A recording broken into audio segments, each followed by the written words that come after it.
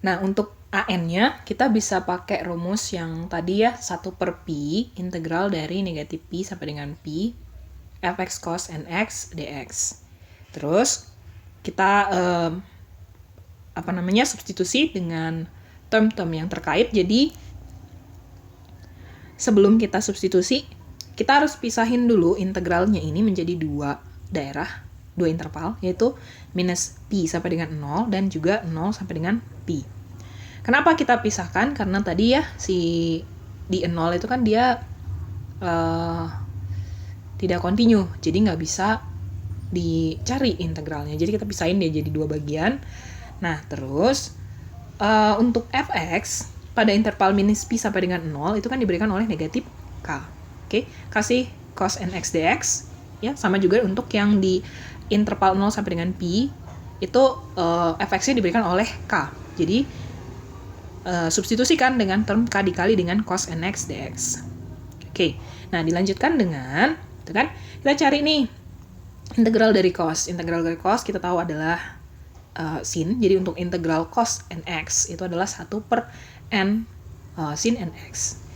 Didapat dari ini ya, teknik substitusi ya. Jadi sin nx per n. So, sekarang kita punya hasilnya negatif K dikali dengan sin nx per n pada batasan negatif Pi sampai dengan 0. Nah, untuk yang sebelah sini, kita juga cari ya integralnya. Integral dari cos nx itu adalah sin nx per n. Tentu dikalikan dengan K-nya. Nanti kita akan ambil batas atas dan batas bawah, yaitu 0 sampai dengan Pi. Nah, perhatikan bahwa untuk sin nx itu akan menjadi 0 pada saat x-nya bernilai negatif Pi, 0, dan Pi. Kamu coba substitusi x itu sama dengan negatif Pi, 0, dan Pi, nilai dari sin nx akan sama dengan 0. Oke? Nah, hal ini akan mengakibatkan kalau misalnya kita ngitung di sini tadi ya, di hasil akhir kita tadi, kalau kita substitusi x-nya itu untuk negatif Pi dan 0, tentu ini jadinya 0 kan? Oke, 0 kali dengan negatif K, ya udah tetap 0. Nah, yang sebelah sini juga sama. Kamu ganti x-nya itu baik untuk 0 maupun untuk Pi, maka ini tuh bakalan hasilnya menjadi 0. Sin-nya itu jadi 0. 0 dikali dengan K, ya tetap hasilnya menjadi 0. Jadi, ceritanya nih yang di dalam kurung biru ini udah 0. Dikalikan dengan 1 per Pi. Tentu hasilnya menjadi 0. Jadi, kita dapat kesimpulan bahwa AN-nya sama dengan 0. Oke, bedakan dengan yang di sini tadi, yang di A0 ya. Kalau yang di A0 itu fx yang dipakai itu udah jadi 0 kan? Fx yang dipakai itu jadi 0. Karena di sini juga nggak diberikan fx untuk si x yang sama dengan 0 gitu. Di sini nggak didefinisikan juga. Dan sebenarnya ini nggak masalah, kita bisa mengabaikan si fx-nya juga gitu, nggak akan mempengaruhi integral kita nantinya. Oke, nah terus di sini tadi udah ya bahwa AN-nya sama dengan 0, A0-nya sama dengan 0, AN-nya sama dengan 0. Kita lanjutkan dengan mencari yang namanya BN. Oke, untuk mencari yang namanya BN, kita pakai rumus yang tadi 1 per Pi, integral dari negatif Pi sampai dengan Pi fx sin nx dx. Pisahkan jadi 2. Oke, karena dia tidak kontinu untuk x yang sama dengan 0, kita pisahkan menjadi 2, menjadi negatif Pi 0. Ya, batas yang pertama, batas atas, batas bawahnya. Untuk yang satunya lagi, intervalnya diberikan oleh 0 sampai dengan Pi. Nah, fx-nya sesuai dengan interval yang tadi sudah disebutkan di depan, ya, yang di soal, bahwa untuk interval minus Pi sampai dengan 0, dia fx-nya kan sama dengan negatif K. Oke, tetap kita tulis sin nx-nya. Kemudian dilanjut dengan yang ini. Untuk interval yang 0 sampai dengan Pi, fx-nya diberikan oleh K. Nah, ini juga kita tetap tulis ya, sin nx dx. Sekarang kita tentukan integral untuk sin nx dx. Kita tahu hasilnya adalah 1 per n negatif cos ya. Negatif cos. Negatif ketemu negatif K. Ya, berarti dia jadinya K. Oke, so kita tulis aja di sini ada K. Itu kan? Cosinus nx per n. Good. Oke. Nah, terus udah gitu.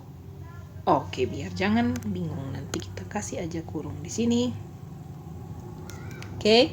Terus yang sebelahnya kita punya ini kan integral untuk sin nx dx. Ini diberikan oleh negatif 1/n cos nx. Oke, tapi ada k di depannya. Jadi dia dikurang gitu kan ya. Apa tuh? Ups, bedain ya. Ini harusnya dibedain dulu nih. Saya lupa. Bentar. Ini tadi batasnya belum saya tulis. Ralat ya, di sini ada batas minus pi sampai dengan 0. Oke. Nah, kita ke yang sebelahnya. Yang sebelahnya ini tadi adalah negatif 1/n cosinus nx. Ada k, jadi kita kalikan juga dengan k-nya. So, negatif k, gitu kan ya. Cos nx per n. Pada batasan 0 sampai dengan pi. Oke, jangan lupa pakai kurung siku di sana. Seterusnya, ya, untuk memudahkan pekerjaan kita tahu bahwa kosinus negatif alfa itu akan sama dengan cos alfa ya. Karena fungsi cos adalah fungsi genap. So, cos negatif alfa adalah cos alfa. Dan kita juga tahu bahwa cos dari 0 adalah 1. Nah, kalau gitu nih bisa kita beresin. Si BN ini tadi kita bisa beresin. Saya bikin aja tanda panahnya ke sebelah sini. Bahwa ya BN akan sama dengan gitu kan. Karena ada k-nya, saya tulis aja k-nya ke depan. Terus karena ada per n-nya, saya juga bisa tulis ke depan. Kan gitu kan. Ada n-nya juga nih. Ups, tadi ada pi juga ya. N dan pi-nya bisa saya tulis barengan dong. N dikali pi kan. Ini 1 per pi. Nah, terus udah gitu, yang di dalam kurung tentu ada cos nx. Oke. Kalau saya berikan cos 0 di sini tentu boleh ya. Ini jadinya cos 0. Terus udah gitu dilanjut dengan ini ya. Cos negatif pi dikurang cos negatif pi. Oke. Lalu yang ini ada cos dikurang gitu kan? Dikurang cos pi. Oke, dikurang cos pi. Next. Dikurang dengan cos 0, tapi ada tanda negatif ketemu negatif, jadi positif cos 0. Oke, itu ya. Ini jadi apa nih? Cos 0-nya jadi ada 2 kan? 2 kali cos 0 sama dengan 1 toh. So, ini adalah saya tuliskan kembali lah ya di bawahnya NP. 2 kali cos 0 adalah 1. Dan ini juga kan ada 2 kali cos pi. Karena kita tadi tahu bahwa bukan cos pi ya, cos NP harusnya. Karena udah pakai N. NP, negatif NP. Negatif NP. Oke. Yang ini tadi negatif cos NP, oke. Negatif cos NP. Oke. Nah, kalau gitu cos negatif NP kan sama dengan cos NP. Ya enggak? Sama dengan cos NP. Jadi ada negatif 2 dikali cos NP. Yang artinya 2-nya saya bisa tulis di luar sini. Terus saya tulis 1 dikurang cos NP. Ini N ya. Ketukar lagi N sama P. Nah, gitu. Oke. Jadi 2 dikali 2K per NP. Oke. 2K per NP dikali dengan 1 negatif cos NP. Oke. Nah, ini kita harus rapiin lagi nih. Ya, kita tahu bahwa si cos itu cos P itu akan sama dengan negatif 1. Kemudian cos 2P itu akan sama dengan 1. Sementara cos 3 3pi ini akan sama dengan pi ya min 1 kan. Oke, demikian berlanjut ya. Jadi maksudnya gini, akan menghasilkan nilai sebagai berikut. Ketika kamu ketemu cos n pi ini akan sama dengan negatif 1 pada saat n-nya ganjil. Dan akan sama dengan 1 pada saat n-nya genap. Ya, sehingga untuk fungsi yang tadi, yang sebelumnya, yang 1 kurang cos n dikali pi, ini akan ada 2 nilai, yaitu 2 dan 0, iya. Yang satunya itu 1 dikurang negatif 1, yang satunya lagi 1 dikurang 0. 1 dikurang 1, yang hasilnya adalah 0. Nah, ini adalah yang n-nya ganjil. Yang ini n-nya yang n-nya. Oke? Nah, berdasarkan yang kita punya tadi, Bn yang kita punya tadi ya, bahwa Bn-nya itu akan sama dengan 2K dibagi N dikali Pi, 1 negatif cos Pi, cos NP ya. Jadi, kalau nyari B1, kan koefisien-koefisiennya tadi dicari koefisiennya ya. Cari B1 berarti apa? 2K dikali Pi kali 1 dikurang cos Pi. Kita tahu bahwa cos Pi hasilnya gak usah ribet-ribet sih sebenarnya, langsung kaliin aja kan. Yang ini toh N ganjil 2, N genep 0. Nah udah, ini N-nya ganjil apa genep?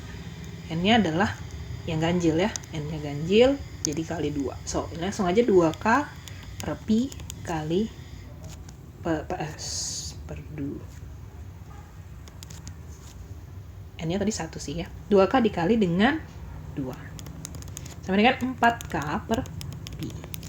Kalau ditanya B2 berarti gimana? 2K per 2Pi ya. Tapi ini 1 kurang cos Pi-nya kan udah tahu ya 0 toh. Nggak usah dilanjutin juga tahu hasilnya adalah 0. Untuk yang genep kan, N-nya genep. Nah, lanjut sama B3. 2K per 3Pi kali 1 kurang cos N, ini bukan N dong. Ini tadi saya lupa kasih tanda ya, ini harusnya 2, ini harusnya 3. Betul. 3Pi. Ini karena dia pakai yang ganjil berarti sama dengan 2 ya. 2K per Pi per 3Pi jadi kali 2. Benar nggak? Saya nggak salah lagi, benar. So, 2K kali 2, 4. 4K per 3Pi. Lanjut sama B4. 2K per berapa tuh? 4Pi ya. Oke, ini 1 negatif cos 4Pi. Kita tahu hasilnya adalah 0. Dan ditanya misalnya B5. Saya stop sampai B5 aja lah ya. 2K per 5 ya. 5Pi. 1 negatif cos 5Pi. Hasilnya adalah 2K per 5Pi. Ya, kali 2 ya. Berapa itu? 4 per 5. 4K per 5Pi. Oke, nah. Ini udah dapat koefisiennya. Kalau diminta deret Fourier-nya apa? Deret Fourier-nya kita bisa lengkapi.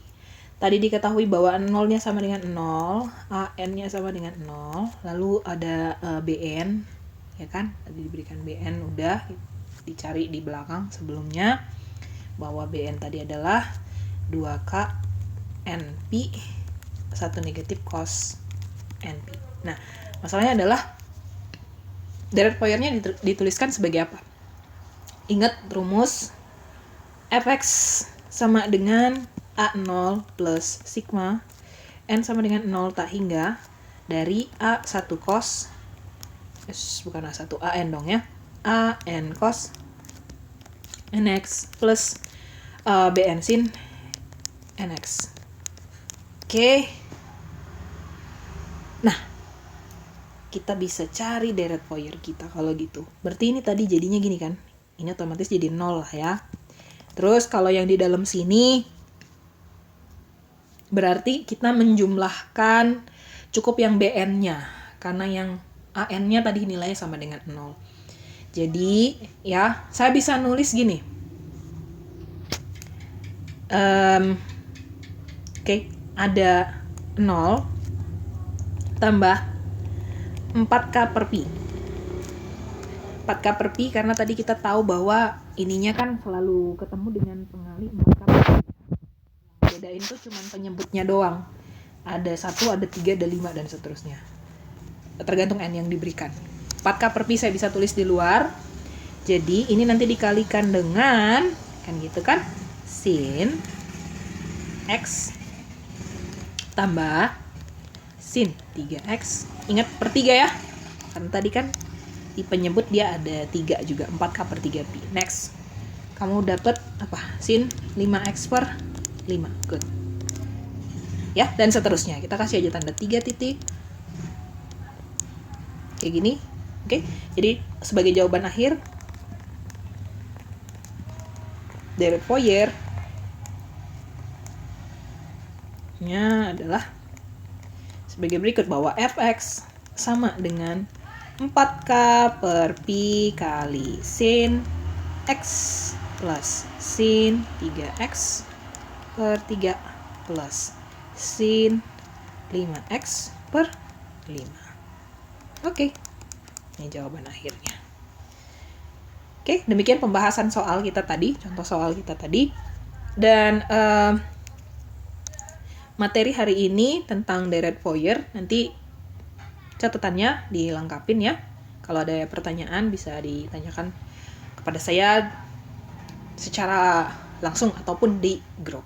It's okay. Oke, semoga pembahasan hari ini boleh bermanfaat, dan atas perhatiannya saya ucapkan terima kasih.